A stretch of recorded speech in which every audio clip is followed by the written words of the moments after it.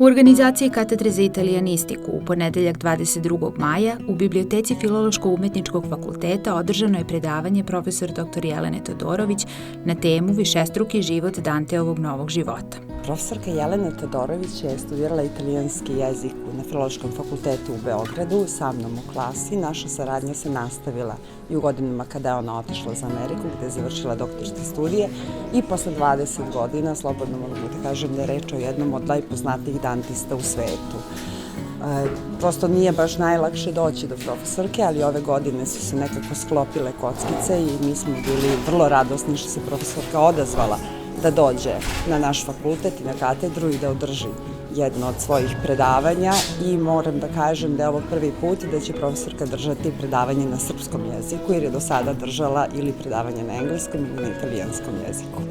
Tema današnjeg predavanja, odnosno profesorka Todorović će govoriti o novom životu Dante Alighiera, je izuzetno interesantna zato što naši studenti već na prvoj godini upoznaju se sa Danteovim delom i uvek insistiramo na tome da božanstvena komedija, koju svi naravno poznajemo, ne može da se čita bez novog života.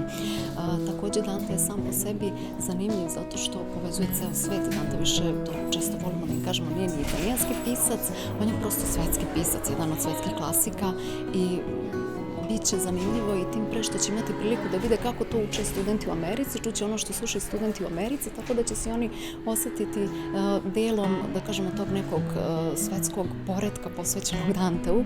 Biće im interesantno i nama će biti posebno drago da eto na neki način vidimo Dantea u jednom drugačijem svetlu, ali svakako njima bliskom, jer već poznaju delo Novi život, ali ne dovoljno i nikad nije dovoljno, tako da sigurno će čuti mnogo novih i interesantnih stvari i pripremit će se za detaljnije čitanje božanstvene komedije.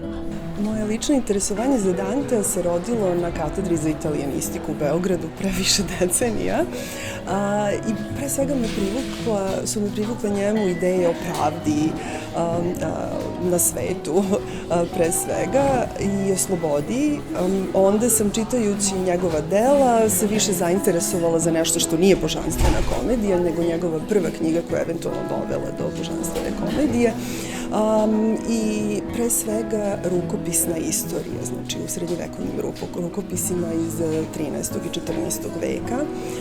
Onda su me te studije odvele u štampana izdanja, tako da će studenti danas čuti pre svega o rukopisima Novog života iz 13. i 14. veka, o prvom štampanom izdanju koji je izašlo 1576. i pratit ćemo izdanja ovog teksta do 1907. ne bili razumeli kako se pojam autora i autorstva menja tokom istorije i koji su elementi koji doprinose razumevanju pojma autora i autorstva tokom vekova. Saradnja sa profesorkom Todorović se pokazala kao višestruko dragocena, a održano predavanje se pridružilo nizu korisnih događaja i aktivnosti koje je Katedra za italijanistiku uspešno organizovala za svoje studente.